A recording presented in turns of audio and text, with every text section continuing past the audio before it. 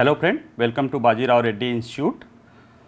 Today analysis के आज के अंक में हम दिन रविवार 17 सितंबर 2023 के जो प्रमुख समाचार हैं the Hindu, the Indian express, the economics time और पीआईबी, उनमें आए हुए प्रमुख समाचारों को एक एक करके हमने उसको एनालिसिस, उसमें जो प्रमुख हैं उसको एक एक करके एनालिसिस करने की कोशिश करेंगे। आपको जैसे कि हमारे टॉपिक का ही नाम है टुडे एनालिसिस, ये एनालिसिस का अगर आप समझ जाएंगे तो हम लोग क्यों ये काम कर रहे हैं इसके और इससे कैसे आप पूरा लाभ लेंगे, इसका फ़ायदा। एनालिसिस का अर्थ होता है कि किसी भी चीज़ को छोटे छोटे टुकड़े में बांट के उसको आसानी से समझना।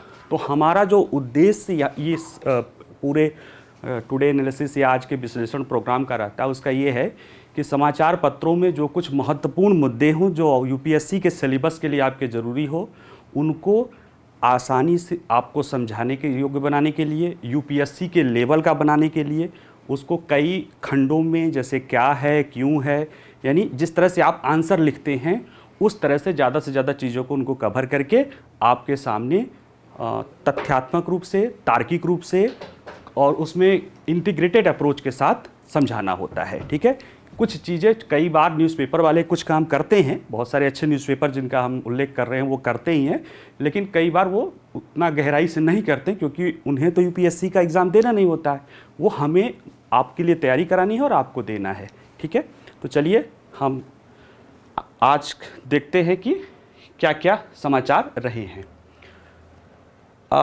हम जब प्रमुख समाचारों पे गौर करते हैं तो देखते हैं कि 4 न्यूज़ हमारे लिए महत्वपूर्ण दिखाई देती हैं जो लगभग चर्चा में भी रही हैं और वैसे भी किसी न किसी कारण चर्चा में। जैसे कि एक ग्लोबल साउथ, वैश्विक विश्व, इस समय अगर कोई भी आप न्यूज़पेपर उठाएं और अंतर्राष्ट्रीय पृष्ठ या इस तरह की कोई भी जो घटनाएं जो पूरे विश्व को करती हैं उसमें कहीं न कहीं ग्लोबल साउथ का जिक्र ज़रूर रहता है। ठीक है, तो ग्लोबल साउथ, वैश्विक शासन में बदलाव की बयान, इसको हम समझने की कोशिश करेंगे कि ये क्या कहना चाहता है, क्यों करना चाहता है। ठीक है, दूसरा जो न्यूज़ है वो यह है कि कुछ दिन पहले यानी पिछले इसी मंगलवार को अभी अमेरिका में गूगल पे एक मुकदमा शुरू हुआ है एंटी ट्रस्ट, यानी कहीं जो एक एंटी ट्रस्ट का मुद्दा वो होता है कि ग्राहकों के साथ जो है जब कंपनी कोई धोखाधड़ी करती है तो वो मुकदमा चल रहा है। क्यों ये मुद्दा इम्पॉर्टेंट है, कैसे है, क्या मुकदमा है, सब इसको समझने की कोशिश करेंगे। उसके बाद अगला न्यूज़ है जैव ईंधन गठबंधन हुआ है, बायो ईंधन ग्लोबल अलायंस, वैश्विक जैव ईंधन गठबंधन हुआ है भारत के नेतृत्व में, भारत, अमेरिका और ब्राज़ील के नेतृत्व में G20 सम्मेलन के साथ। तो उसको लेकर कई सारे ढेर सारे आर्टिकल थे। आज द हिंदू में एक बहुत बढ़िया एक्सप्लेनेशन आया है और बहुत मतलब वैसे तो ये सब पेपर अपने लिए जाने जाते हैं लेकिन वो बहुत बढ़िया आया है। उसमें ग्लोबल बायोफ्यूल अलायंस यानी GBA और जैव ईंधन, उसके सारी उसको क्या क्या समस्याएं बहुत सरल और सही ढंग से उसमें समझाने की कोशिश कर गई है।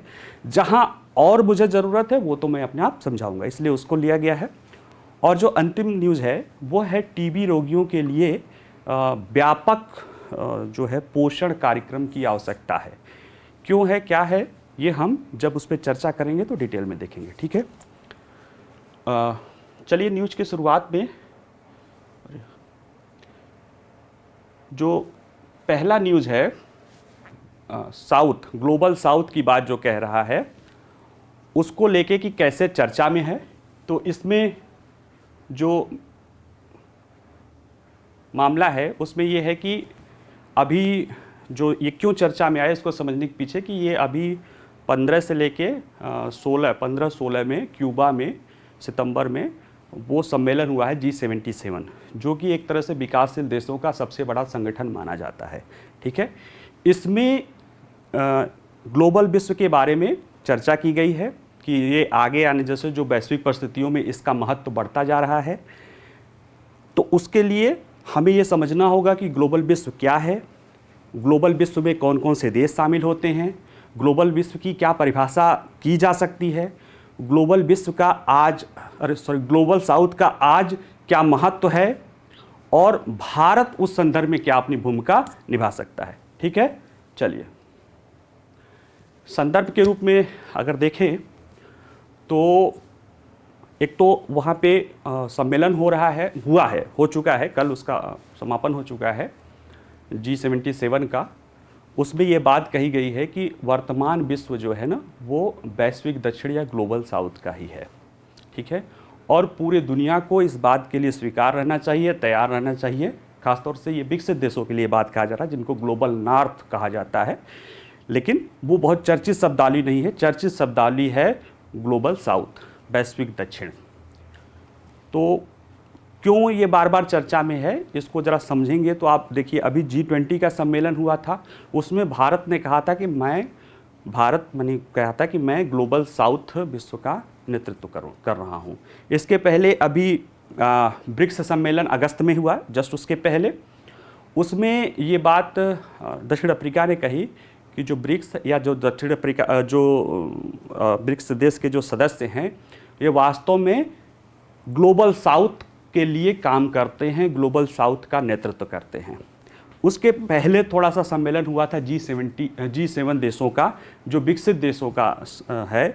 उसमें एक बात बड़ी अच्छी कही गई थी, जो वहाँ के जापान के प्रधानमंत्री हैं कि जो कि ये विकसित देशों का है, उन्होंने कहा था कि आने वाला जो समय है वह ग्लोबल साउथ के देशों को बगैर लिए किसी भी तरह की जो चुनौतियां हैं उसका मुकाबला नहीं किया जा सकता है। तो ये सारी चीज़ें हैं जो ये बात बताती हैं कि कहीं ना कहीं ग्लोबल साउथ के लिए वो समय आ गया है जब वह उठ खड़े होंगे। और वो कहते हैं कि राइज ऑफ द रेस्ट शब्द कहा गया है कि जो बचे हुए हैं उनके उठ खड़े होने का समय आ गया है। ये बात G70 सम्मेलन में लास्ट में कि राइज ऑफ द रेस्ट, जो बच चुके हैं, बचे हुए हैं, उनका उठने का समय आ गया है। तो अब इसमें अगला जो मुद्दा है कि हाल ही में ग्लोबल साउथ की भूमिका विश्व भू राजनीति और विकास में क्यों महत्वपूर्ण हो रही है। क्योंकि अगर आप देखेंगे जो वैश्विक अभी जो घटनाएं हुई हैं, जैसे कि अभी हुआ है कई सारे शिखर सम्मेलन और उसमें हुआ है, उसमें बात कही गई, जैसे दक्षिण अफ्रीका में आयोजित ब्रिक्स शिखर सम्मेलन, इसमें क्या कहा गया, वैश्विक दक्षिण के एजेंडे को आगे बढ़ाना है, ठीक है। इसी तरह से G7 का शिखर सम्मेलन हिरोशिमा में हुआ। जापानी प्रधानमंत्री क्या कह रहे हैं, उभरते भू राजनीतिक परिदृश्य में ग्लोबल साउथ के महत्व। ये सिर्फ देखिए, ये बता रहा है, मैं इसको अभी कि ये बता रहा है कि कैसे, जैसे आपको कोई प्रश्न लिखना होगा ना तो आप उसके तथ्य तो देंगे, उदाहरण देंगे। तो ये उदाहरण है कि जो अभी ब्रिक्स देशों का सम्मेलन हुआ, उसमें G7 देशों का, जो कि कह सकते हो कि दुनिया के 7 सबसे अमीर देश हैं, उनके सम्मेलन में यह बात की गई है। रूस यूक्रेन के युद्ध में मौजूदा संकट में भी अचानक ग्लोबल साउथ की बात की जाने लगी है, अंतर्राष्ट्रीय बहस और चर्चा में आ गया है। भारत के नवीनतम G20 शिखर सम्मेलन में भी एक बार फिर से ग्लोबल साउथ की आवाज़ को कहा। तो ये सारी बातें उभरने लगी हैं। और ये महत्वपूर्ण क्यों होता जा रहा है, क्योंकि अगर देखा जाए तो ये जो ग्लोबल साउथ के देश है, जिनको ग्लोबल साउथ कहा जा रहा है, ये पूरी दुनिया के 80% जनसंख्या इनमें रहती है, ठीक है। और यह व्यापार, ऊर्जा सुरक्षा, नवीकरण ऊर्जा सुरक्षा और ऐसे अनेक मुद्दों को लेके ये अपना साझा वो रखते हैं और साथ ही बहुत महत्वपूर्ण भूमिका अदा करते हैं, ठीक है। तो वो जब आएगा तो उसमें देखेंगे। आगे देखते हैं जो अगला कि ग्लोबल साउथ है क्या। समझने के लिए पहले समझते हैं कि ग्लोबल साउथ ग्रुपिंग है क्या। देखिए, ग्लोबल साउथ से आप अगर ये अंदाज़ा लगाने की कोशिश करेंगे कि ये साउथ पोल और मतलब जो विषुवत रेखा है उसके दक्षिण यानी साउथ और नॉर्थ वाला डिवीज़न ज्योग्राफिकल है, तो ये पूरी तरह से सही नहीं है। ज्योग्राफिकल भी है, और ये तो फिर इसे जो ज्योग्राफिकल नहीं है तो इसे साउथ और दक्षिण में क्यों बांटा जाता है। इसके पीछे की जो वजह है वो यह है कि ये एक ब्रांट रेखा थी। जर्मनी के एक जो वित्त मंत्री थे, उन्होंने एक दुनिया के विकसित और विकासशील देशों के लिए बंटवारे के लिए एक रेखा, एक अनुमान सुझाई थी, जो डिसाइड करती थी कि कौन से विकसित देश हैं और कौन से विकासशील देश हैं। ये रेखा कुछ कुछ हद तक ग्लोबल साउथ के जो जितने देश उसमें आते हैं उसको लेके उसमें समाहित करती है, उसके लिए जस्टिफाई करती है। एक बात और जानने की बात है कि ग्लोबल साउथ को लेके कोई अभी सर्वमान्य चीज़ें नहीं रही हैं। जो मेन चीज़ें वो हैं कि इसको कई नामों से लिखा जाता था कि तृतीय विश्व के देश, विकासशील देश, अल्प विकसित देश, है ना, जो अमेरिकी खेमे से बाहर के देश और रूस के खेमे के बाहर के देश हैं, तो थर्ड कंट्री या इस तरह की बातें कही जाती है। इन सारे देशों में भिन्न भिन्न नामों से प्रयोग किया जाता रहा है। लेकिन आज जो ये देश हैं, इनमें सबसे बड़ी बात यह है कि ये सभी विकासशील देश हैं और ये सभी एक एम्बिशंस रखते हैं अपने आप को विकसित होने के लिए, और साथ ही में ये सब अपने भूमिका को भी समझते हैं कि जो दुनिया में उनका महत्व है वो नहीं मिला है, उनको मिलना चाहिए। ऐतिहासिक दृष्टि से ये सब औपनिवेशिक व्यवस्था के अधीन रहे हैं। वही जो दुनिया के ताकतवर देश अभी हैं या अपने को विकसित देश कहते हैं, उनके किसी न किसी या तो डायरेक्ट उपनिवेश रहे हैं या उनके प्रभाव क्षेत्र में उपनिवेश रहने के बाद भी काफ़ी हद तक बने रहे हुए हैं। ठीक है, इसीलिए जो नई दिल्ली के एक संस्था है, नई दिल्ली स्थित council for strategic and defence research के संस्थापक हैप्पी मून जैकब कहते हैं कि ग्लोबल साउथ एक भौगोलिक, भू राजनीतिक, ऐतिहासिक और विकासात्मक अवधारणा है। यानी इसमें सभी है, सभी एक ही समय में है और अपवादों के साथ है। यानी एक ही समय में ग्लोबल साउथ भौगोलिक अवधारणा भी है, राजनीतिक भी है, कूटनीतिक भी है, आर्थिक भी है, विकासात्मक है, और उसमें फिर भी अंतर है। जैसे भौगोलिक के दृष्टि से देखोगे तो इसमें कई सारी ऐसे देश हैं, जैसे भारत हुआ, चीन हुआ, दक्षिण अफ्रीका के आधा से देश जो विषुवत रेखा के ऊपर हैं। तो ये तो भौगोलिक दृष्टि से साउथ का नेतृत्व तो नहीं हुआ। आर्थिक दृष्टि से देखोगे तो कुछ लोग कहते हैं कि चीन और भारत जैसे देश जो और खाड़ी के कुछ अमीर देश कैसे विकासशील देशों की श्रेणी में आते हैं या कैसे कमज़ोर देशों की श्रेणी में आते हैं। इसी तरह से अन्य पहलू को भी अगर देखेंगे तो ये ऐसी अवधारणा है जिसमें कई सारी चीज़ें जुड़ी हुई हैं। इसलिए इसको परिभाषा को लेकर थोड़ा कॉम्प्लेक्स है। इसीलिए ये न्यूज़ या एनालिसिस मैंने करने की कोशिश भी ये की है कि इसको ज़रा समझा जाए, क्योंकि ये वर्तमान में सबसे महत्वपूर्ण चर्चित अवधारणा है अंतर्राष्ट्रीय संबंधों को लेकर, या कह सकते हैं ग्लोबल वर्ल्ड को लेकर। ठीक है, तो इसको समझने की कोशिश करते हैं, क्योंकि ये इतना ज़्यादा जो है ना वो अनिश्चित टाइप का है। कौन कौन से देश ग्लोबल साउथ में आते हैं? तो ग्लोबल साउथ उन सब देशों को संदर्भित करता है जो विकासशील हैं, कम विकसित हैं और अविकसित की श्रेणी में आते हैं। इसमें एशिया, अफ्रीका, लैटिन अमेरिका, दक्षिण एशिया, मतलब ऐसे बहुत सारे देशों के इसमें देश शामिल हैं।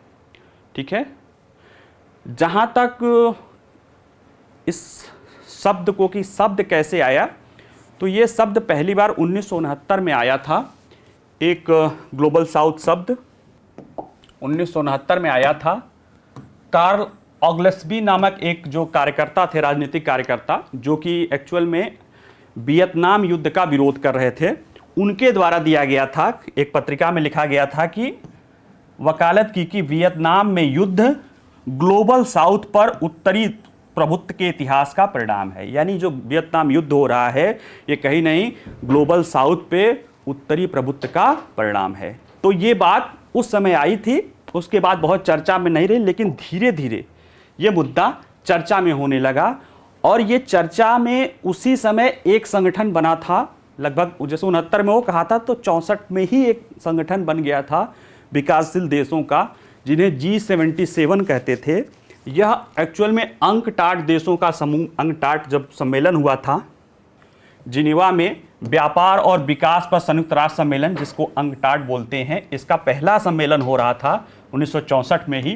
तभी 77 विकासशील देश मिलकर एक ग्रुप के रूप में इसमें समझौते पर, संयुक्त घोषणा पत्र पर हस्ताक्षरकर्ता बन गए थे।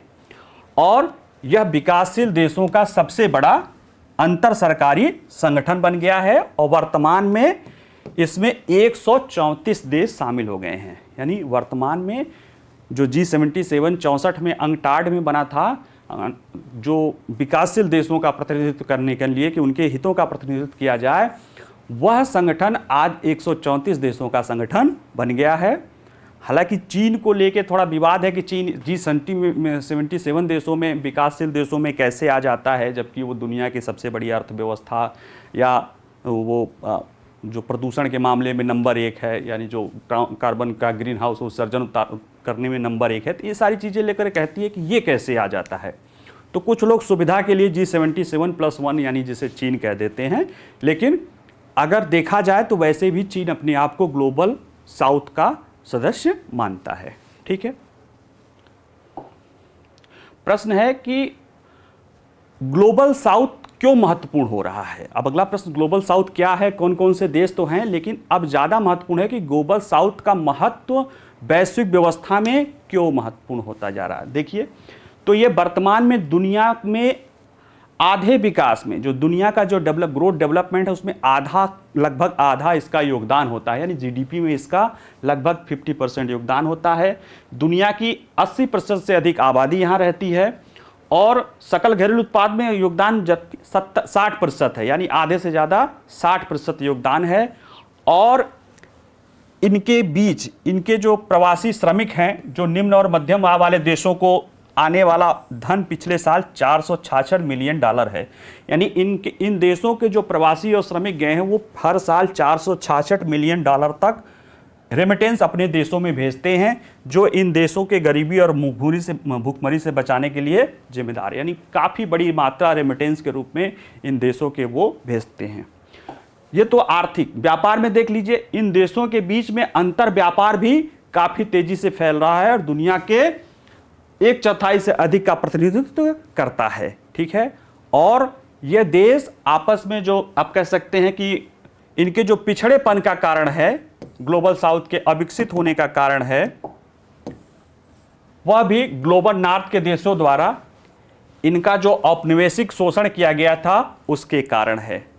और साथ ही साथ जो आज भविष्य के सामने जो चुनौतियां हैं, जैसे कि आर्थिक असमानता की चुनौती है, जैसे कि पर्यावरण की चुनौती है, जैसे कि जलवायु संकट का वो है, जैसे कि आपदा की चुनौती है, इन सारी चीज़ों में या दुनिया में कहीं समाज में वो बढ़ता जा रहा है। ऐसी में ये ग्लोबल साउथ के देश अपनी कई सारे प्रयासों के द्वारा दुनिया को रास्ता दिखा सकते हैं। अब अगला प्रश्न ये है कि G20 का जो सम्मेलन हुआ था उसमें भारत के प्रधानमंत्री ने कहा था कि भारत जो है ग्लोबल साउथ के देशों का आवाज़ है। तो अब प्रश्न ये है कि क्या ग्लोबल साउथ के देश का भारत नेतृत्व कर सकता है। अब अगला जो प्रश्न यही है, तो इसका जवाब है हाँ, कर सकता है, लेकिन उसके लिए उसे अन्य देशों, अन्य विकासशील देशों जैसे ब्राज़ील, दक्षिण अफ्रीका, इंडोनेशिया या इस तरह के और देशों के साथ लेके चलना पड़ेगा। ग्लोबल साउथ के देशों का नेतृत्व अगर भारत को करना है, जो कि स्वाभाविक भी है, क्योंकि अगर देखा जाए तो उस तरह की स्थिति उसकी है जो बहुत कुछ वो दुनिया को सिखा सकता है। और आज G20 के सम्मेलन में जैसे उन्होंने प्रधानमंत्री ने या भारत के प्रयास में अगर कहें तो जैसे अफ्रीकन यूनियन के 55 देशों को इसमें शामिल किया गया है, वो इसके महत्व को बताता है कि भारत में वो क्षमता है जो ग्लोबल साउथ के देशों का नेतृत्व कर सकता है। और आज छोड़िए, आज के बहुत पहले ही भारत विभिन्न मुद्दों पर, अंतर्राष्ट्रीय मंचों पर विकासशील देशों से जुड़े मुद्दों को कठोरता से अपनाता रहा। जब दुनिया, आप सोचिए, द्वितीय विश्व युद्ध के बाद जैसे ही दुनिया शीत युद्ध में आ गई थी, तो भारत के ही नेतृत्व में निर्गुट आंदोलन, वो भी एक तरह से क्या था, कहीं ना कहीं एक अलग रास्ता दिखाना कि हम किसी के जो उपनिवेशिक शासन से अलग हुए हैं, हम फिर से उसमें नहीं जाएंगे। ठीक है, हमारी पास उतनी क्षमता नहीं थी कि हम बहुत ज़्यादा प्रभावित कर सकें, लेकिन फिर भी हमने एक ऐसा रास्ता बनाया कि हम किसी भी गुट में शामिल नहीं होंगे, और उसमें बहुत सारे लोग उसमें शामिल हुए थे। ठीक है, तो कहीं ना कहीं ये रास्ता दिखाया था। इसी तरह का मुद्दा जब WTO में आया था, विकसित और विकासशील देशों का, ठीक है। तो भारत हमेशा विकासशील देशों की जो समस्याएं हैं, जो एग्रीकल्चर, उसको लेके इतने दबाव के बावजूद भी, चूंकि वहां पे सभी देशों जो समझौते होते हैं वो सर्वसम्मत से होते हैं WTO में, इसलिए वहां पे हर देश के पास वीटो पावर है। जब दुनिया के ज़्यादातर देश उसके बड़े विकसित देशों के सामने नतमस्तक हो गए थे, भारत अपने हितों को, अपने किसानों को हितों को और अपने ही तरह के अन्य विकासशील देशों के हितों को संरक्षित करने के लिए मजबूती से डटा रहा। अभी जो जनवरी में ग्लोबल साउथ का सम्मेलन हुआ है, या प्रधानमंत्री जी बार बार कहते हैं कि भारत कैसे दुनिया के ग्लोबल साउथ देशों का नेतृत्व कर सकते। क्यों? क्योंकि जब हमें वैश्वीकरण समझाया गया, सब कुछ समझाया गया, लेकिन जब जरूरत थी, जब चुनौतियां आई, कब चुनौतियां आई? कोरोना काल में। तो दुनिया के जो बड़े देश है, जो हमको वैश्वीकरण समझा रहे थे, यानी जो नॉर्थ वाले देश हमको वैश्वीकरण और आर्थिक एकीकरण और इस तरह की बात करते थे कि दुनिया तो एक है, जब सही में जरूरत पड़ी जो है दक्षिण के देशों को, साउथ के देशों को, तब वो दिखाई नहीं दिए थे। तब कौन दिखाई दिया था? भारत दिखाई दिया था। तब भारत ने दुनिया के बहुत सारे छोटे छोटे देशों को अपने यहाँ वैक्सीन, दवा और सब कुछ, PP किट और सब कुछ दिया। चीन भी नहीं दिखाई दिया था। चीन भी नहीं दिखाई दिया था। अमेरिका का तो चलो वो तो साउथ का, ग्लोबल साउथ का हिस्सा है ही नहीं, चीन ही तो है, वो भी नहीं दिखाई दिया था। ठीक है। और जब रूस यूक्रेन युद्ध हुआ, तब भी जब खाद्यान्न का संकट या जो ऊर्जा का संकट समझ में आया, तब भी दुनिया के ये बड़े बड़े देश सामने नहीं आए कि अपने हितों को ऐसा न रखें कि दुनिया भी कोरोना से की आपदा से छोटे छोटे देशों का क्या होगा।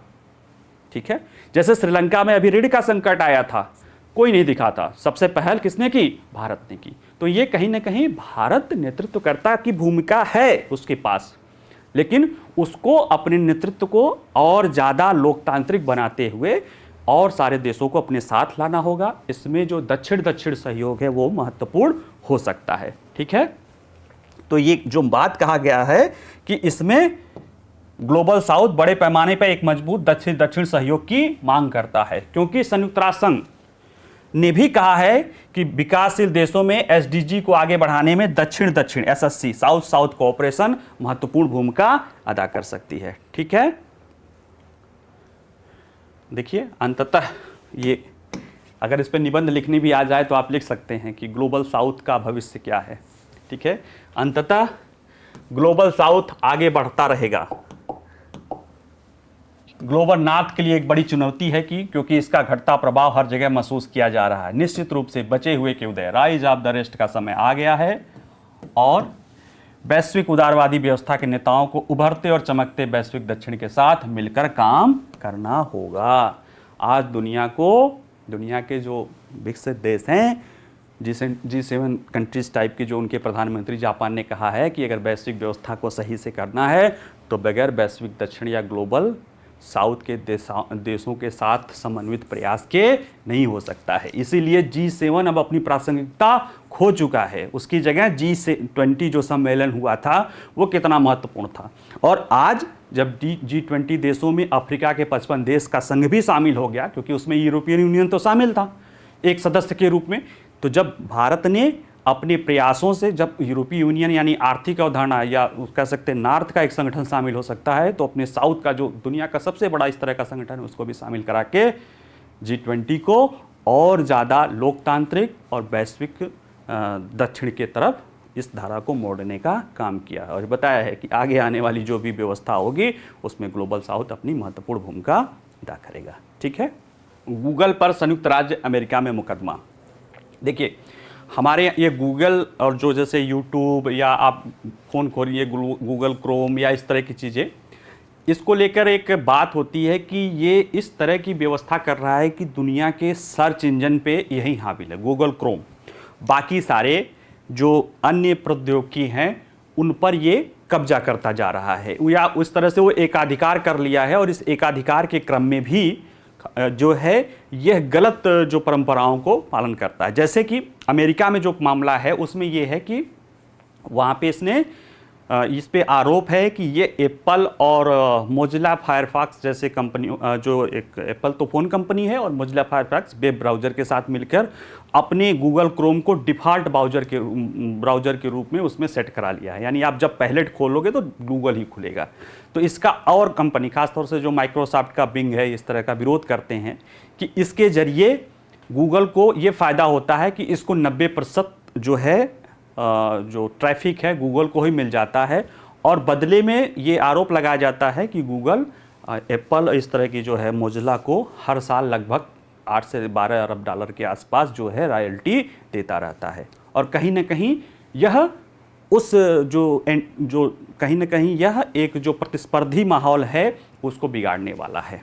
ठीक है, इस तरह की चीज़ें यूरोपीय यूनियन में भी गूगल पहली बार नहीं हो रही है। गूगल पे यूरोपीय यूनियन में भी इस तरह का आरोप लगा था और उस पर लगभग 2.5 अरब डॉलर का जुर्माना भी लग चुका है। यूरोपीय संघ ने तो और भी लगाया है।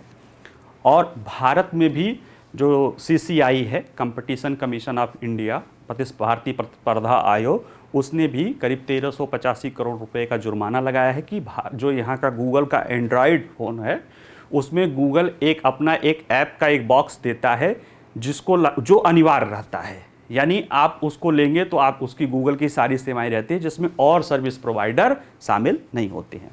तो ये क्या मामला है, कैसे मामला है, इसको आके एक एक करके समझते हैं। मामला क्या है? मामला ये है कि 12 सितंबर को, मंगलवार को जो पिछला गया है, अमेरिका की न्याय विभाग ने 37 राज्य, वहाँ पे चूँकि राज्यों की भी अपनी जो है, राज्य भी अपने एक स्वायत्त हैं, उनके साथ अमेरिका जो संघीय व्यवस्था है उसकी जो डिपार्टमेंट ऑफ जस्टिस है, जिसे न्याय विभाग कहते हैं, न्याय मंत्रालय कहते हैं, वो सब मिलके एक कोर्ट में ट्रायल शुरू किया गया है ये बात जांचने का कि जो गूगल है उस पे जो आरोप ये कि ये गूगल जो है एंटी ट्रस्ट एक लॉ है कि कहीं ना कहीं उपभोक्ताओं का ये ट्रस्ट तोड़ रहा है और जो मोनोपोली जैसी व्यवस्था अपना रहा है। ठीक है, इसको लेकर वो चला है कि देखिए, गूगल प्रतिस्पर्धा को खत्म करने और अपने एकाधिकार को बनाए रखने के लिए खोज इंजन या सर्च इंजन बाजार में अपने प्रभुत्व का जो है दुरुपयोग कर रहा है।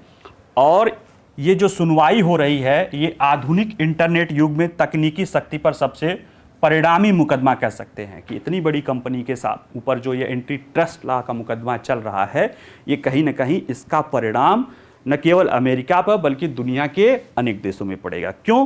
क्योंकि अभी तक जैसे यूरोपीय संघ तो ये बात करती थी, भारत ने भी किया है, हालांकि अभी मामला जो है गूगल ने जो है CCI से हारा, तो वो एनक्लैट चला CCI का जो मतलब करने के लिए एनक्लैट बना है जो ट्रिब्यूनल, इसके बाद वो सुप्रीम कोर्ट में याचिका किया है और अब उसमें क्या होता है अभी तक तो सुप्रीम कोर्ट क्या निर्णय देगी नहीं पता है। लेकिन कहीं न कहीं जब इस तरह के मामले आते हैं तो अमेरिकी सरकार इस तरह अपनी कंपनियों को बचाता रहा है। इसी तरह का पहले मामला जो आया था अमेरिका में वो माइक्रोसॉफ्ट के लिए था कि माइक्रोसॉफ्ट इस तरह का करता था और उस समय जो है गूगल जैसी चीज़ें थी। ठीक है, तो ये बड़ी बड़ी बहुत टेक दिग्गज कंपनियां हैं जो इस तरह का काम वहाँ रहती है मतलब, लेकिन इसको अमेरिका में जो है दुनिया में और होता था तो वो उसको बचाने का काम करते थे। क्यों? क्योंकि ये वहाँ पे काफ़ी फंडिंग करते थे। जो है जो भी राजनीतिक दल हैं, विभिन्न राजनीतिक जो है वहाँ 2 दलों की है, सबको वो वहाँ पे एक लीगल व्यवस्था वो जो है चुनावी चंदा वंदा देकर वो लॉबिंग करके वो अपने जनमत को या बहुमत को अपने अनुसार अपनी नीतियाँ बनाते थे प्रेशर ग्रुप के रूप में। वहाँ लाइजनिंग एक तरह से लीगल भी है। ठीक है, अलाउ है कानून कि उस कानून के अनुसार करना, ये नहीं कि इलीगल तरीके से आप करेंगे। लेकिन इस मामले में चूंकि वहाँ की ही कंपनियाँ, अब जो नई कंपनियाँ हैं वो आरोप लगाई हैं, इसलिए अब उस सरकार के लिए भी महत्वपूर्ण, क्योंकि ये पहले मामला शुरू ही हुआ था ट्रंप के समय में। ठीक है, एंटी ट्रस्ट लॉ के लेकर शुरू हुआ था।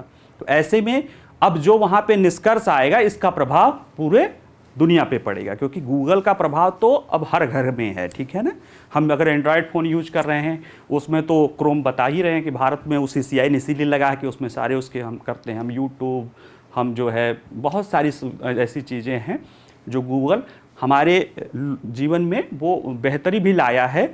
लेकिन लोग मतलब जो और विरोधी कंपनियां, उनको कहना है कि गूगल ऐसा करके मोनोपोली करके वो हम लोगों के लिए बेहतर नहीं कर रहा, जो उपभोक्ताएं हैं उनके लिए कर रहा है, क्योंकि उपभोक्ताओं के पास अब बेहतर विकल्प बचा ही नहीं है। ठीक है, अब समझते हैं कि इस पे आरोप क्या है ना। मामला तो ये हो गया कि गूगल पे मुकदमा चल रहा है। क्या एग्जैक्ट आरोप क्या लगा है? तो एग्जैक्ट आरोप ये लगा है, 2-3 हैं, देख लो, कि स्मार्टफोन और वेब ब्राउज़र पर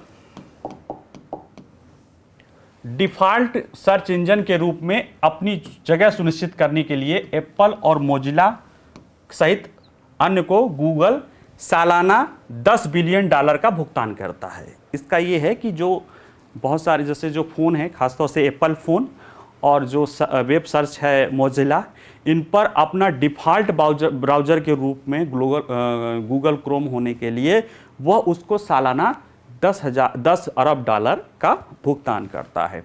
और ये जो राशि है, ये जो जैसे एप्पल कंपनी है उसकी जो लाभ है उसमें 9-10% का योगदान है, यानी काफ़ी बड़ा अमाउंट है। इसलिए एप्पल इसको डिफ़ॉल्ट ब्राउज़र के रूप में गूगल को अपने यहाँ रखता है। और जो गूगल की जो सारी कमाई आती है जो ऐड से, उसमें करीब 75% अमेरिका में, उसमें 75% एप्पल फ़ोन यूज करने वालों से आती है। तो ये कहता है कहीं ना कहीं ये दोनों लोग एक दूसरे को कह सकते हैं कि गैर कानूनी तरीके से एक दूसरे की मदद कर रहे हैं, कंपटीशन को दुष्प्रभावित कर रहे हैं, मोनोपोली को ला रहे हैं और उपभोक्ताओं को इससे नुकसान हो रहा है। ठीक है, चूँकि व्यवस्था में जो हम अमेरिका में भी है और ज़्यादातर दुनिया के और देशों में है, वह है बाजार अर्थव्यवस्था। और बाजार अर्थव्यवस्था किस पे कहती है? मांग और पूर्ति के लिए। जितनी मांग होगी उतनी पूर्ति होगी। और इसमें मांग को कृत्रिम रूप से बढ़ाने के लिए ज़रूरी है कि और सेवा प्रदाताएं इससे बाहर रहें, या जो सेवा प्रदाता है उसकी मार्केट पे मोनोपोली हो जाए ताकि वो मनमाना दाम करे। तो ये जो मोनोपोली होता है या एकाधिकार होता है, या किसी भी रूप में हो, डायरेक्ट रूप में सरकारों की मदद से या इनडायरेक्टली इसी तरह की घटनाओं उसकी वजह से, वह कहीं न कहीं उपभोक्ताओं को नुकसान पहुंचाता है। ठीक है, उपभोक्ताओं के ट्रस्ट को तोड़ता है, अतः एंटी ट्रस्ट गिला की बात होती है। ठीक, दूसरा इसमें यह बात कही गई है कि इसके पीछे स्तर दिया कि संयुक्त राज्य में जितने खोज इंजन हैं उनका 90% तक बाजार की हिस्सेदारी गूगल के पास है। यानी कि एक तो वो करते हैं और दूसरा उदाहरण भी दे रहे हैं कि देखिए इसकी वजह से ये हो रहा है कि और लोग इसमें शामिल नहीं हो पा रहे हैं, क्योंकि गूगल 90% बाजार की हिस्सेदारी गूगल के पास हो जाता है, सिर्फ इसीलिए कि वो एप्पल पर अपना डिफ़ॉल्ट ब्राउज़र डाल देता है, मोजिला फायरफॉक्स पे डाल देता है, और उसके कारण जो है लोग और जो वेब ब्राउज़र है या सर्च इंजन है वह ग्रूम नहीं कर पाते हैं या उनको अवसर नहीं मिल पाता है। ठीक है, अब इस आरोप पे गूगल का क्या कहना है? भाई अब गूगल की भी तो राय जाननी ज़रूरी है ना। बाकी तो हम उस पर चर्चा करेंगे, क्या होगा, फैसला क्या होगा, कैसे होगा। भारत में तो वो दोषी ठहरा ही दिया गया, हालांकि वो अपील किया है सुप्रीम कोर्ट में। लेकिन गूगल क्या कहता है? गूगल का कहना है कि हम लोग कोई भी एंटी ट्रस्ट लॉ नहीं तोड़ते हैं, कोई भी ऐसा नहीं है कि हम अपने प्रतिस्पर्धियों को बाहर निकालने के लिए कुछ करते हैं। कहते हैं उसका कहना है कि हम बेहतर सेवाएं देते हैं। क्या देते हैं? जो वैश्विक खोज में 90% हिस्सेदारी है वो क्यों आ रहा है? वो प्रतिस्पर्धा की कमी के बजाय बेहतर गुणवत्ता वाली सेवाएं प्रदान करने के लिए है। गूगल का कहना है कि जो 90% तक कमी है, मतलब हम बाजार पे हैं, वो ये नहीं कि प्रतिस्पर्धा कम है, ये हमने प्रतिस्पर्धियों को बाहर कर दिया, हम बेहतर सुविधाएं दे रहे हैं, इसके कारण है। ठीक है, हम ज़्यादा अच्छे से चीज़ें खोज के सामने दिखा देते हैं, हमारे पास ज़्यादा आसान होती है लोगों को, इसलिए लोग गूगल क्रोम के पास आते हैं। ठीक है, और दूसरी जो बात आती है कि जो उन दोनों के बीच में, एप्पल और गूगल के बीच में जो समझौता हुआ है, उसके बारे में उसका कहना है कि इसमें कोई एप्पल और डिवाइस निर्माता कोई सौदा कानून के अनुरूप ही है, यानी हमने कोई ऐसा कानून नहीं तोड़ा है, हमने कानून की प्रक्रिया का पालन, जो स्थापित कानून है, अगर उसको करके हमने समझौता किया है तो हम गलत कैसे हो सकते हैं। दूसरा जो 90% वाला आप लोग तर्क दे रहे हैं वो ये है कि ये हमारी बेहतर क्वालिटी के कारण है, न कि हम एकाधिकार वाली व्यवस्था के कारण, ठीक है। और वैसे भी जो अब अगला प्रश्न है कि क्या एप्पल और गूगल में कोई डील हुई है, तो न्यूयॉर्क टाइम्स की रिपोर्ट है कि 2014 में इन दोनों के साथ जो डील का था वो नवीकृत किया गया था और ये लोग पैसा देते हैं, मतलब गूगल के द्वारा जो है एप्पल को 8 से लेके 12 अरब डॉलर तक जो है पैसा हर साल जाता है रेवेन्यू उसका, और ये एप्पल के रेवेन्यू का 9% के आसपास बैठता है। लेकिन जो और जानकार वो कहते हैं, वो ये कहते हैं कि भले समझौता न हो लेकिन गूगल की मजबूरी है एप्पल को ये पैसा देना, क्योंकि गूगल अभी जो उसका 75% रेवेन्यू आता है वो एप्पल जो फ़ोन यूज़ करते हैं अमेरिका में उससे आता है। तो जहाँ से आपको इतना बड़ा रेवेन्यू आ रहा है, आप नहीं चाहोगे कि वो नाराज़ होकर दूसरे सर्च इंजन के तरफ जाए।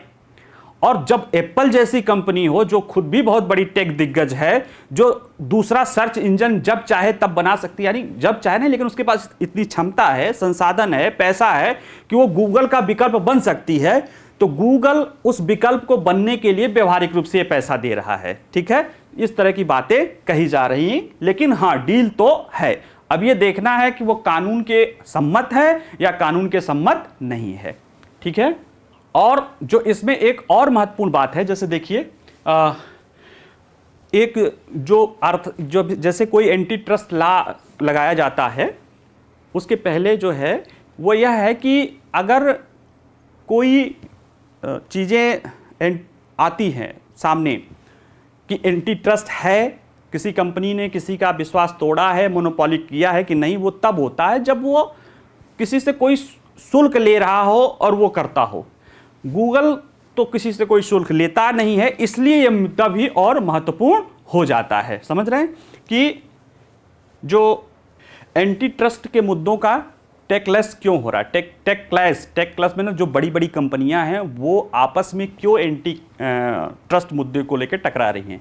अभी इसके पहले अमेरिका में जो है माइक्रोसॉफ्ट के साथ और कंपनियां टकराई थी, गूगल के साथ अब और कंपनियां टकरा रही हैं। तो वो है कि ये गूगल के लिए या अमेरिका के लिए इस तरह का मामला कोई नया नहीं है, ठीक है। गूगल एंटी ट्रस्ट में कोई अजनबी नहीं है, हालांकि अमेरिका में नहीं। 2017 में ही इसके लिए यूरोपीय संघ ने 2.7 बिलियन डॉलर का जुर्माना लगा चुका है। और जब ये जुर्माना लगा रहा था तो अमेरिकी घरेलू दिग्गजों के खिलाफ कार्रवाई करने में धीमा रहा है।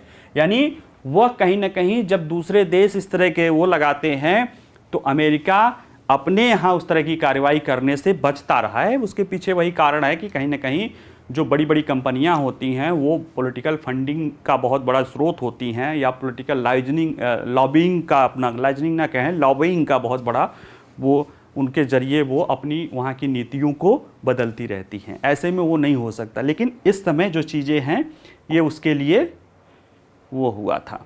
अब ये है कि भारत में भी क्या हुआ था। भारत में क्या हुआ था, एक्चुअल में भारत में भी इसी तरह का गूगल का मामला आया था। वो आया ये था कि जो एंड्रॉयड है फ़ोन, उसमें जो और फ़ोन वालों ने आरोप लगाया कि जो एंड्रॉयड फ़ोन है उसमें गूगल अपना एक ऑप्शन देता है। एंड्रॉयड तो गूगल ने खरीद रखा, तो गूगल का है एंड्रॉयड। तो एंड्रॉयड फ़ोन जो फ़ोन कंपनी यूज कर रही है उसमें एक जो बॉक्स होता है गूगल ऐप्स का, उसमें वो कंपलसरी रहता ही है। उसको आप लगाएं न लगाएं इससे नहीं, वो रहता ही है डिफ़ॉल्ट के रूप में, ठीक है। इससे क्या होता है, उसे आप डिलीट भी नहीं कर सकते। तो इससे ये होता है कि जो और इस तरह की सर्विस प्रोवाइडर हैं उनको नुकसान होता है, ठीक है। और कहीं ना कहीं ये प्रतिस्पर्धा के लिए नुकसानदायक है, कंपटीशन के लिए नुकसानदायक है।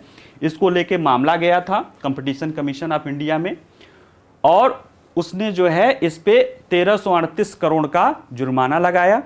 इस जुर्माने के विरुद्ध में गूगल जो है एनक्लैट में गया, राष्ट्रीय कंपनी कानूनी अपीली न्यायाधिकरण के समक्ष गया, जो सीसीआई के मामले में अपील सुनता है। उसने भी इसको दोषी ठहराया और कहा कि जो प्रक्रिया आप अपना रहे हो ये कहीं न कहीं जो प्रतिस्पर्धा के नियम है उसका उल्लंघन है, क्योंकि और इस तरह की जो सर्विसेज या ऐप सेवाएं दे रही हैं कंपनियां, उनके लिए उपलब्ध विकल्प नहीं होता है। एक्चुअल में गूगल ना ये सब करता क्यों है? डिफ़ॉल्ट ऐप देने से क्या फ़ायदा? आप लोग सोच रहे होंगे कि सर फ़ोन में जब डिफ़ॉल्ट ऐप आता है तो गूगल कहता है इसको तो आप डिलीट भी कर सकते हैं, कोई ज़रूरी नहीं कि आप डिफ़ॉल्ट ही लीजिए। आप गूगल क्रोम की जगह मान लिया, ठीक है आपने एप्पल फ़ोन लिया, मान लिया एंड्रॉयड लिया, उसमें आपने डिफ़ॉल्ट ब्राउज़र एप्पल फ़ोन के बारे में वो तर्क देता है कि डिफ़ॉल्ट अगर गूगल क्रोम आ रहा है आप कोई दूसरा यूज करिए। लेकिन गूगल ने जो एक व्यवहारिक अर्थशास्त्र का मनोविज्ञान समझा कि ज़्यादातर लोग जो है ना, जो डिफ़ॉल्ट में रहता है उसी को चलते देना चाहते हैं। अगर वो अच्छी सुविधाएं नहीं देता है, कोई गड़बड़ी आती तब तो बदलते हैं, अदरवाइज ज़्यादातर लोग डिफ़ॉल्ट को चलने देते हैं। डिफ़ॉल्ट मतलब जो पहले से चला आ रहा है, ठीक है। तो गूगल इसी का फ़ायदा उठा लेता है और इसी के कारण उसको ज़्यादातर जो सर्च है या जो भी ट्रैफिक है सर्च की, वो गूगल को मिल जाती है। और उसको भले वो उपभोक्ताओं से पैसा नहीं लेता है, लेकिन हमें वो ऐड जो दिखाता है, बहुत सारे ऐड दिखाने के क्रम में वो बहुत सारा पैसा कमा लेता है, ठीक है। तो ये रहा पूरा गूगल का इतिहास।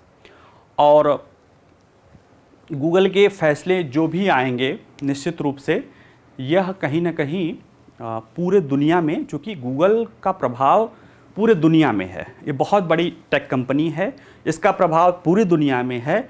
और सिर्फ ये इसका प्रभाव गूगल पे नहीं पड़ेगा, और भी बहुत बड़ी बड़ी कंपनियां हैं जो इस तरह की हरकत करती रहती हैं। जो अब जैसे यूरोपीय यूनियन तो उसको कर लेता है, भारत ने भी वो दिखाई, लेकिन बहुत सारे ऐसे देश हैं जिनकी जीडीपी से ज़्यादा इन लोगों की रेवेन्यू आती है। ऐसे में वो वहाँ पे अपनी ये मनमानी करते रहते हैं। इसलिए अगर अमेरिका में अगर इस तरह का कोई वो आता है, जब वो कहते हैं ना कि जब खुद आदमी भुक्तभोगी होता है, का जाने कोई पीर पराई, अपनी फटे तो जाने भाई, यानी जब अपनी फटती, अपने जो पैरों में फटती है बवाई, मतलब जो पैर फटना, तब जानता दर्द क्या होता है। तो वो अमेरिका में अभी हो रहा है। अब अगर उस जहाँ कुछ फैसला, अगर उसको कोर्ट में मामला चल रहा है, अगर कुछ निर्णय आता है तो निश्चित रूप से उसका प्रभाव पूरे दुनिया पर पड़ेगा, ठीक है। अगला जो इम्पोर्टेंट न्यूज़ है वो है वैश्विक जैव ईंधन गठबंधन के पीछे प्रेरक क्या है। देखिए, G20 सम्मेलन जिस दिन शुरू हुआ था उसी दिन ही शनिवार को ही एक भारत के नेतृत्व में जो ब्राज़ील, अमेरिका और इंडोनेशिया, इस तरह के अर्जेंटीना, इस तरह के जो कुछ G20 देश हैं, कुछ G20 के बाहर के देश हैं, कुछ कुल 19 देशों और अन्य संगठनों ने मिलकर ग्लोबल बायोफ्यूल अलायंस बनाया है, ठीक है। और ये चर्चा में है ही, इस पे बहुत सारे लेख आए हैं, मैंने भी पढ़ाए हैं, मैंने भी क्लास लिए हैं। ये द हिंदू में लेख आया है, इसमें बड़े अच्छे ढंग से इस मुद्दे को विश्लेषित किया गया है। इसको थोड़ा सा एलोब्रेशन की ज़रूरत है, बाकी इसमें पहले से, जैसे आपको कि ये मुद्दा क्या है, जैव ईंधन क्या होता है, पहले वो समझना है कि जैव ईंधन क्या होता है। जैसे जो परिभाषा है कि जो खाद्यान्न से या जैविक तरीके से जो ईंधन उत्पन्न किया जाता हो और जो फॉसिल फ्यूल के विकल्प के रूप में किया जाता है, उसको जैव ईंधन कहते हैं, ठीक है। जैव ईंधन से जुड़ी जो है ईंधन का विकल्प बन सकता है, एक तो विकल्प के रूप में, तो क्या विकल्प बन सकता है कि नहीं बन सकता है, क्या क्या होगा। जैसे कि विकल्प बन सकता है, ये लोग, कुछ लोग कहते हैं, दूसरे लोग कहते हैं कि नहीं, बन नहीं सकता है, क्योंकि अगर इसको बनाएंगे तो जो खाद्यान्न संकट आ सकता है, और जो कृषि ऑलरेडी जो है दुनिया के पारिस्थितिकी और पर्यावरण के लिए बहुत नकारात्मक रूप से प्रभावित करती है, हाँ बिल्कुल करती है, उसमें जैसे कि कह सकते हैं कि कृषि क्षेत्र जो है का कार्बन फुटप्रिंट में बहुत बड़ा योगदान है। तो ऐसे में अगर कृषि से फिर कर रहे हैं तो कहीं ना कहीं एक की टोपी दूसरे पे कर रहे हैं, यानी ऑटोमोबाइल सेक्टर का कृषि सेक्टर में आप जब ग्लोबल फुटप्रिंट डाल रहे हैं और कोई अंतर नहीं आएगा।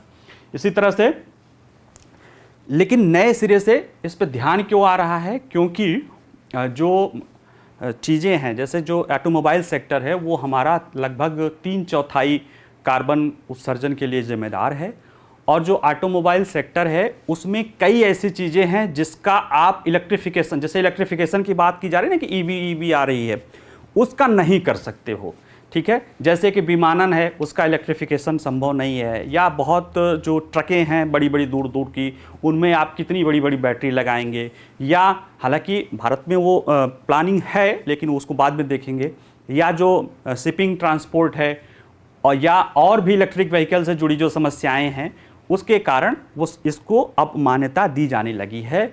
और इसमें अब एक परिवर्तन किया गया है कि जो जैव ईंधन है वो उस एक्चुअल में ये इसको दो पार्ट कहा जाए कि इसके दो रूप हैं।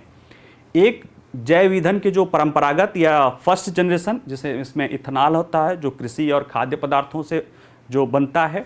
दूसरा है जो कृषि के बाई प्रोडक्ट हैं या जो यूज्ड खाद्य तेल हैं, जैसे जो बड़ी बड़ी होटलों में जो है एक बार चीज़ों को पकाने के बाद जो बहुत सारा तेल वो अपशिष्ट से या फेंक दिया जाता था, उसका इस्तेमाल किया जा सकता है। बहुत सारे जानवरों के फैट आदि हैं, तो इस तरह की चीज़ों का इस्तेमाल, उसको सेकेंड जनरेशन बायोफ्यूल करें, इस तरह की इस्तेमाल करके हम जो इसको ईंधन का जो जीवाश्म ईंधन है उसका विकल्प बना के जो ट्रांसपोर्ट सेक्टर में हम बेहतर जो उसकी कार्बन फुटप्रिंट है, यानी जो कार्बन उत्सर्जन करने की उसकी क्षमता है, उसको घटा सकते हैं।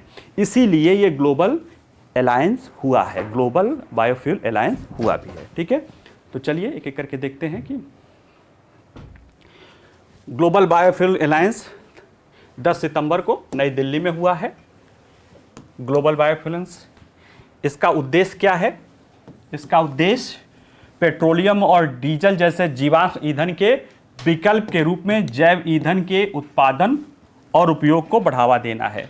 ठीक है, और किस क्षेत्र में? खास तौर से परिवहन के क्षेत्र में, क्योंकि परिवहन जो फॉसिल फ्यूल या जो भी दुनिया में कार्बन उत्सर्जन है उसका बहुत बड़ा हिस्सा के लिए जिम्मेदार हमारा जो है परिवहन क्षेत्र है, ट्रांसपोर्ट सेक्टर है। ठीक है, इसमें ऑटोमोबाइल, छोटी कारें हैं, मोटरसाइकिल है, बस है, ट्रेन है, शिपिंग है, वायुयान है, ये सारी चीज़ें इसमें शामिल होती हैं। ठीक है, और जो इसके 3 संस्थापक देश हैं उसको कहते, जिनके नेतृत्व में ये किया गया है, वो हैं ब्राज़ील, भारत और अमेरिका।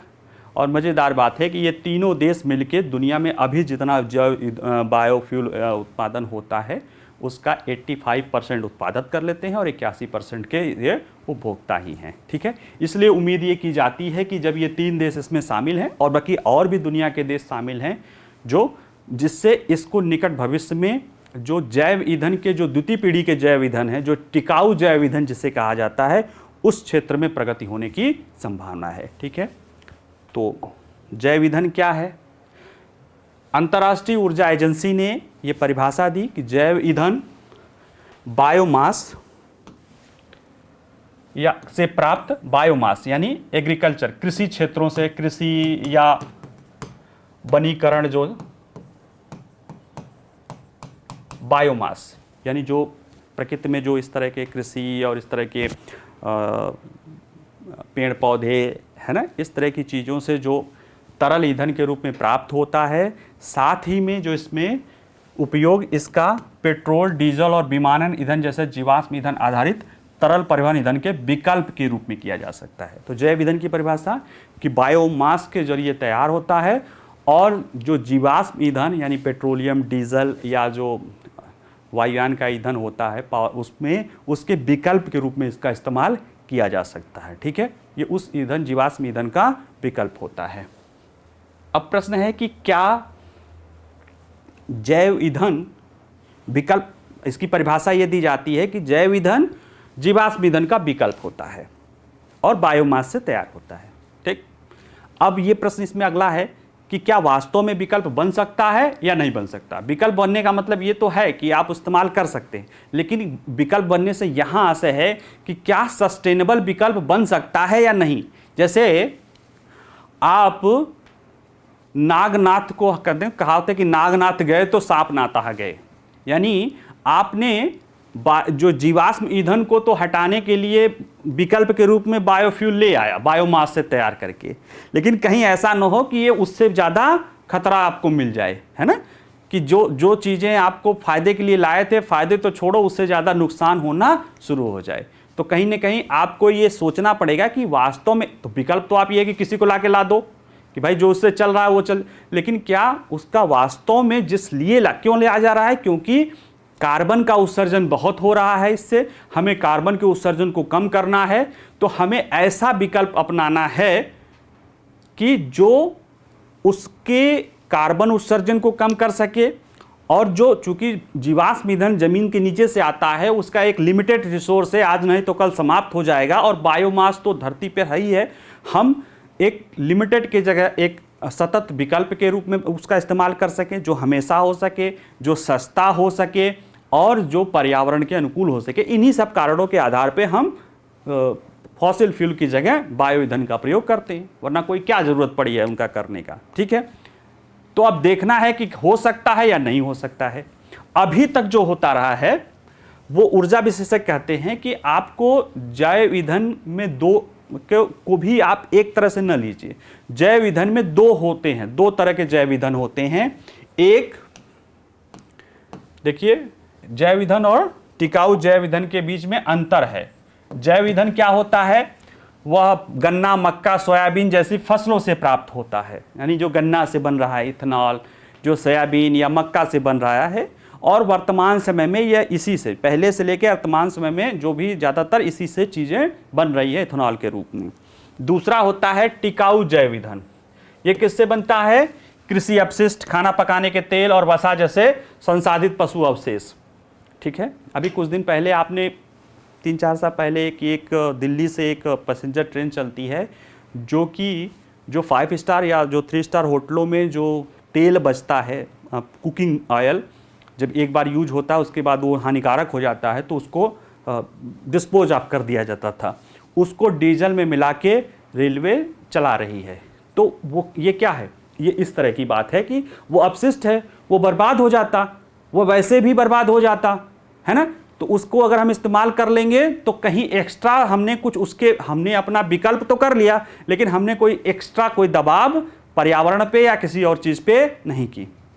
ठीक, उसी तरह से कृषि अपशिष्ट, पराली है और भी बहुत सारी चीज़ है, किसान क्या करते हैं उसको उसी खेत में जला देते हैं और फिर वो पर्यावरण को नुकसान करता है या वो कुछ करता है। अगर हम उसके जरिए इस्तेमाल करके हम उससे बना लें, तो हम अगर इसका इस्तेमाल करते हैं तो हम पर्यावरण को, एक तो कृषि पर भी कोई दबाव नहीं हुआ कि भाई हमने पुआल ले लिया तो उसको ज़्यादा भूमि पर दबाव पड़ा या पानी पे दबाव पड़ा, नहीं, वो तो वैसे भी हो रहा था, हमने उसको लेकर बना लिया।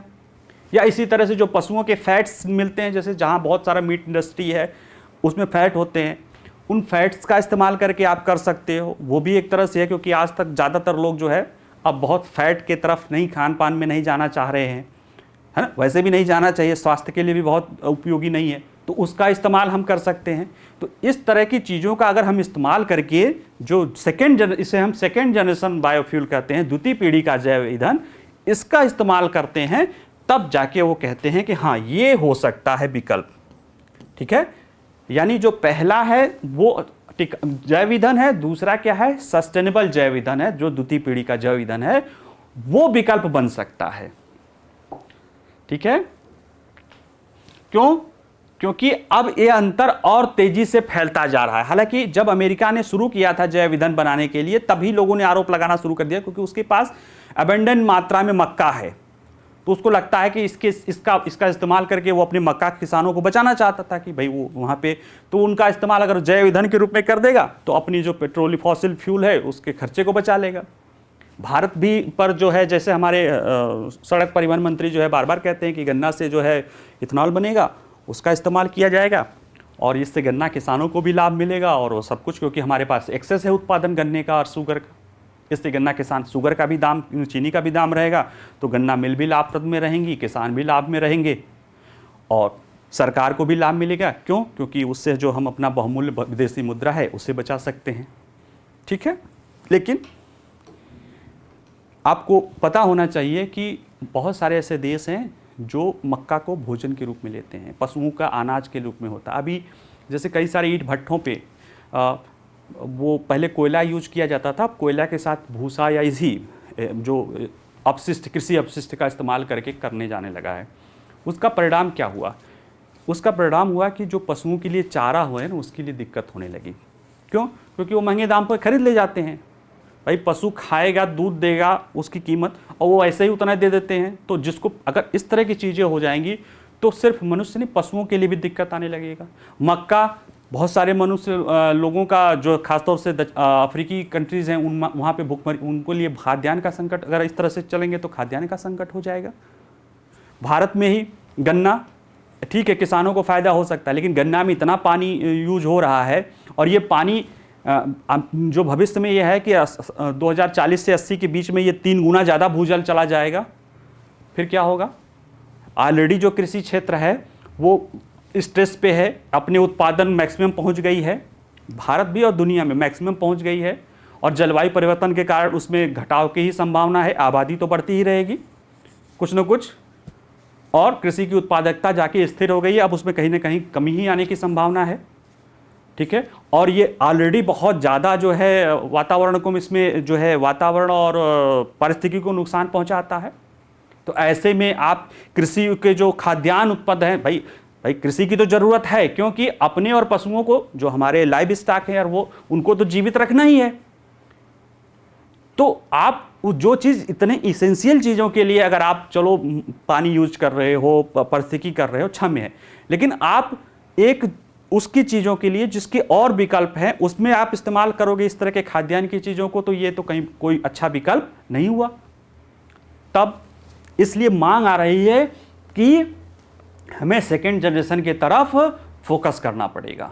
ठीक है, क्यों फोकस करना पड़ेगा? क्योंकि जो इसके विकल्प के रूप में और चीज़ें हैं, जैसे और विकल्प क्या क्या हैं, ईवी हैं, इलेक्ट्रिक व्हीकल, जिस पे बहुत सारी कंपनियां जा रहे हैं, बहुत सारी चीज़ें कर रहे हैं, लेकिन उसकी समस्या है कि इतने बड़े पैमाने पर अगर आप इलेक्ट्रिक व्हीकल यूज करते हैं तो उसके लिए जो बैटरी चाहिए, उसके लिए वो खुद जब उसके खनन करने जाएंगे या उसको जब करेंगे तो बहुत सारा पर्यावरण को वो नुकसान पहुंचाएगा। जो बैटरी के टायर हैं वो ज़्यादा घिसते हैं, बैटरी वाले वाहन के टायर, चूंकि वो बैटरी का जो वजन होता है उसकी वजह से उस पर ज़्यादा प्रेशर पड़ता है, वो भी पर्यावरण में प्रदूषण को फैला रहा है।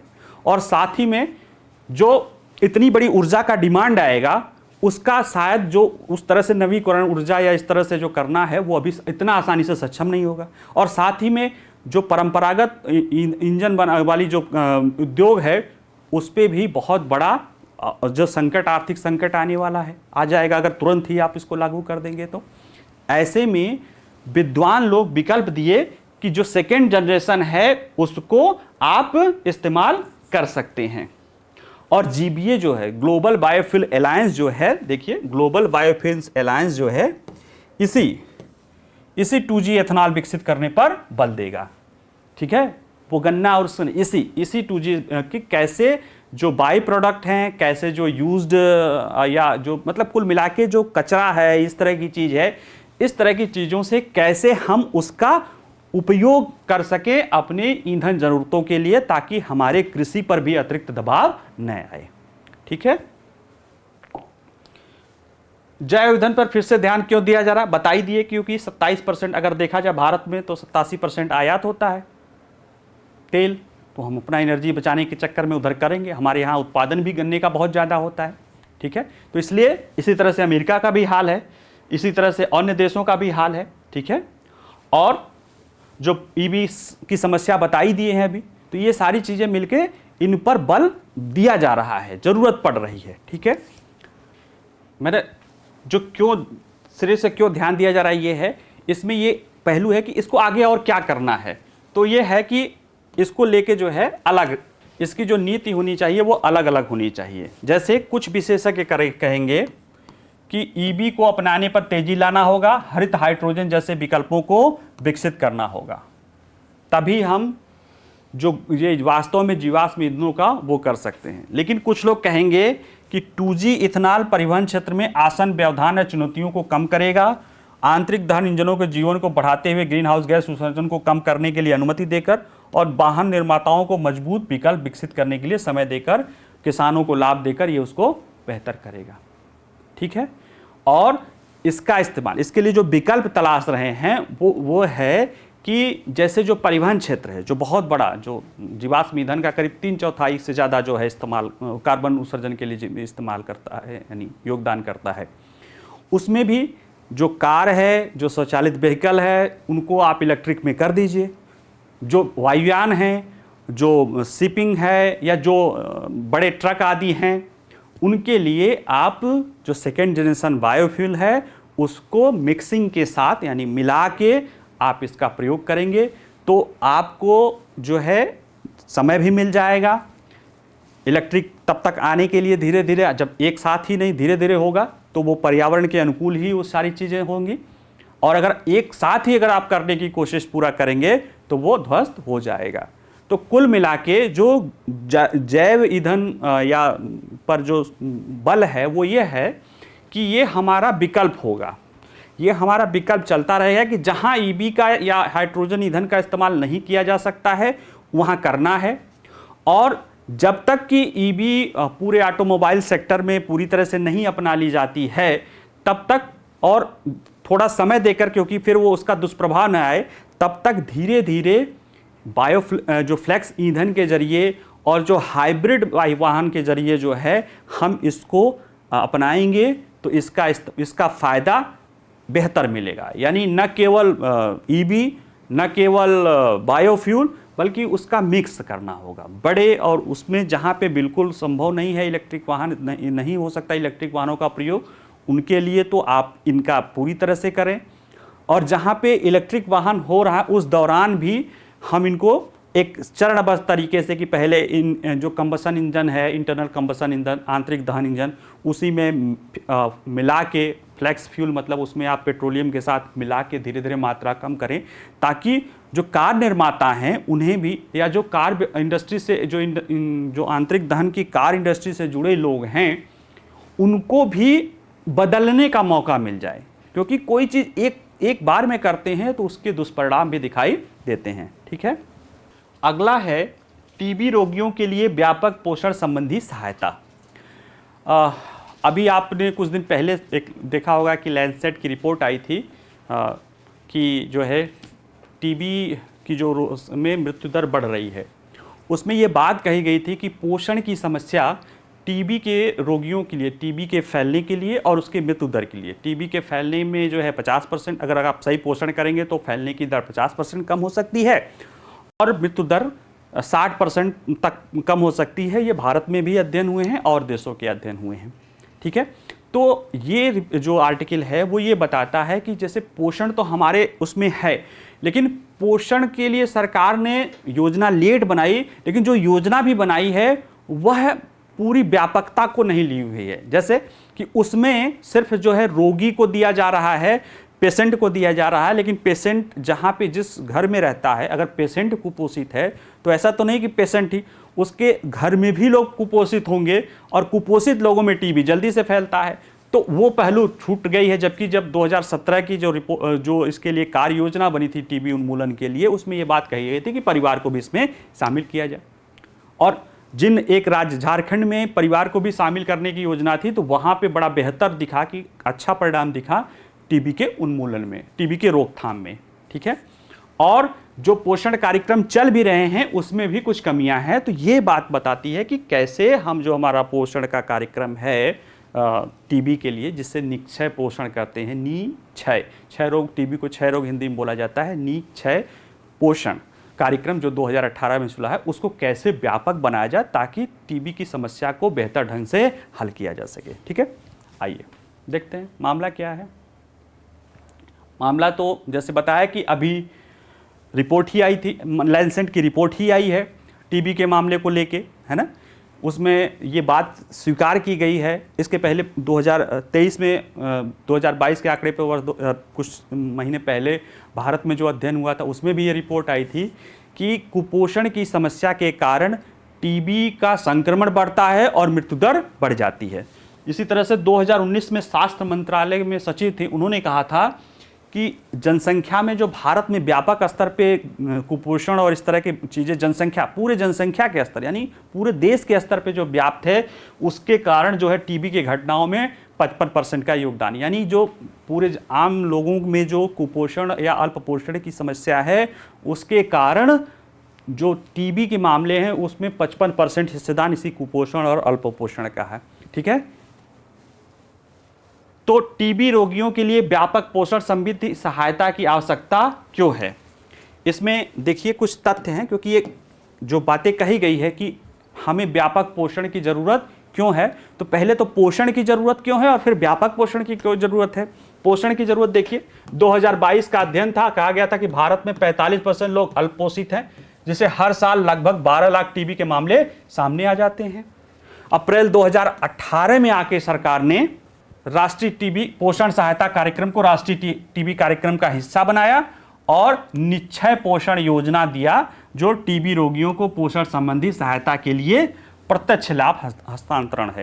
यानी जिस दौरान उनका इलाज होता है टीबी रोगियों को, उसके दौरान इससे जो आर्थिक सहायता दी जाती है 500 रुपये महीना, जब तक इलाज चलता रहेगा उनके खाते में डायरेक्ट दी जाती है।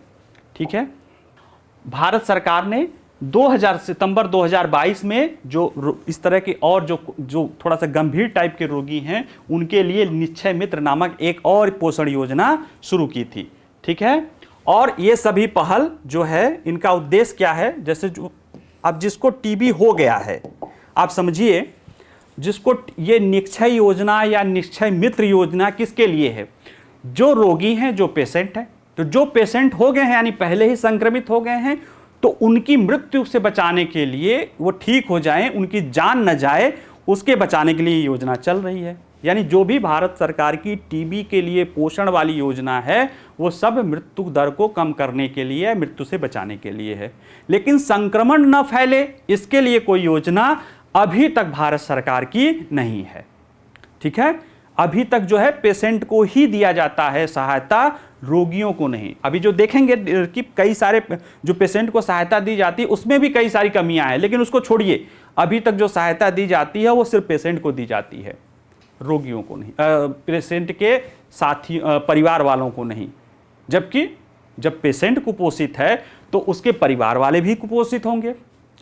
तो अगर ये सहायता जिस रोगी के परिवार को दी जाए तो वो संक्रमित ही ना हो, क्योंकि अगर वो कुपोषित रहेंगे तो उनके संक्रमण होने की संभावना बढ़ जाएगी। तो जब वो संक्रमित होंगे तो फिर उनके लिए एक तो जीवन का खर्च, जीवन का जो है संकट पैदा हो जाता है, और दूसरे फिर उनके लिए इलाज और सारा चीज़ फिर उनको करना ही है। इसीलिए 2017 के जो उसमें था, ये कहा गया था कि एक होलिस्टिक, एक व्यापक अप्रोच आपको अपनाना पड़ेगा, जिसमें रोगी और साथ में जो रोगी के साथ में और लोग हैं जो परिवार में रह रहे हैं, उनके पूरे पोषण पे ध्यान देना होगा। इलाज के दौरान दे दीजिए, जिससे क्या होगा, उनके संक्रमण का जो समस्या है उससे वो बच सकते हैं। ठीक है। इसी तरह की जो है एक झारखंड में राशन योजना चली है, झारखंड में टीबी के लिए राशन योजना, जो क्या कहती है कि एक पायलट प्रोजेक्ट है, जो टीबी रोग की रोकथाम के लिए परिवार के सदस्यों को पोषण सहायता प्रदान करने को महत्व को रेखांकित करती है। यानी ये जो झारखंड में राशन योजना है, ये टीबी के रोकथाम, मतलब ये टीबी को इलाज यानी नहीं, मृत्यु से बचाने के लिए नहीं, जो सामान्य तौर से सरकार की योजनाएं भारत सरकार की चल रही, ये है कि इसका रोकथाम हो, इसका संक्रमण बढ़े, इसके लिए परिवार के सदस्यों को भी पोषण दिया जाए। जब ये दिया गया, अध्ययन किया गया, तो पाया गया कि इसकी सहायता के माध्यम से 39% सभी प्रकार के टीबी और 48% जो फेफड़ा जनित टीबी है, उसमें घरेलू संपर्कों के बीच टीबी रोग को रोका गया। यानी कि अगर परिवार के सदस्यों को भी सहायता दे दी जाए पोषण, तो 39% सभी प्रकार के टीबी और 48% जो फेफड़ा जनित, यानी जो सांस जनित टीबी है, जो फेफड़ा को प्रभावित करता है, पल्मोनरी सिस्टम को, उसको टीबी से होने से रोका जा सकता है। ठीक है। तो निश्चय पोषण योजना से जुड़ी चुनौतियां क्या क्या है देख लीजिए। एक तो वो हुआ, दूसरी चुनौती क्या है कि इसमें देखिए रिपोर्ट में आई थी कि 24 लाख टीबी के सूचित मामले हैं, उसमें केवल 16 लाख लोगों को ही इसमें निश्चय योजना के तहत, यानी लगभग 66% लोगों के लिए ही 2022 में उनको 1 महीने की सहायता राशि मिली है। और जो 2020-21 के आंकड़े में कोई बहुत ज़्यादा परिवर्तन नहीं हुआ है। और एक जो अध्ययन किया गया कि जनवरी से सितंबर के दौरान एक अध्ययन हुआ 2022 में किया गया, उसमें और कई सारी कमियां दिखाई दी। जैसे दिखाई दी कि बुनियादी दस्तावेज, यानी पेपर की कमी के कारण सहायता उन गरीबों को नहीं पहुंची। यानी कहीं ना कहीं इसमें प्रशासनिक समस्या भी है। सहायता की पहली किस्त प्राप्त करने में 56 दिनों की देरी भी दर्ज की। साथ ही 49% लोगों ने इलाज पूरा होने के बाद आखिरी किस्त मिली। ठीक, यानी आधा से ज़्यादा लोगों को इलाज पूरा हो गया तब जाके किस्त मिली, ठीक है। और इसमें मानना था कि निश्चय पोषण योजना कार्यक्रम के तहत प्रदान की जाने वाली राशि सहायता उपचार के दौरान पौष्टिक भोजन खरीदने के लिए उपयुक्त नहीं है। यानी कि जो व्यवहारिक समस्या आई, एक तो वो कि परिवार को नहीं शामिल कर रहा है, दूसरे जो व्यवहारिक समस्या आई वो यह आई कि पहले तो ये 66% ही पूरे लोगों को मिल भी नहीं रही है, और इसमें जो मिल भी रहा है वो किसी को 50% मिल गया। पहले शुरुआत में तो 50% लोगों को जब खत्म हो गया तब मिल गया, और जितने लोगों को मिला उसमें भी 49% लोगों को कहना है कि जो पोषण के लिए उनको खाद्यान्न चाहिए उसके लिए भी सफिशिएंट नहीं है, ठीक है। तो ये आज का पूरा हो गया कि ये मतलब ये बता रहा है कि इस सब आवश्यकताओं के कारण, यानी जो ये कमियां हैं इसके कारण हमें पोषण के लिए एक बेहतर और इंटीग्रेटेड मॉडल अपनाना चाहिए, जिसमें न केवल मृत्यु की रोकथाम बल्कि परिवार में संक्रमण फैलने से भी रोकने पर काम करना होगा। और ये जो समस्याएं हैं कि 66% लोगों को मिल रहा है तो 33% लोगों को और मिलना चाहिए, और जो 49% लोग मान रहे हैं कि उनके लिए भोजन मतलब उस खाद्यान्न या उसकी आवश्यकता के लिए नहीं है, उसको पूरा करना चाहिए, ठीक है। इन सब पे ध्यान देना चाहिए। चलिए आज का जो है क्लास समाप्त किया जाता है, और आप लोगों को जैसे हर बार बताता हूँ फिर बता रहा हूँ कि लेक्चर सुन लीजिए करिए, जो नोट्स है वो आपको मिल जाएंगे, उन नोट्स के साथ लेक्चर के साथ आप मिला के अपना नोट्स तैयार कर लीजिए, और उस नोट्स को बार बार रिवाइज करिए ताकि जब आप एग्ज़ाम में आएँ तो उसको अच्छे से आप क्या कर सकें, हल कर सकें, ठीक है। चलिए धन्यवाद, अपना ख्याल रखिएगा।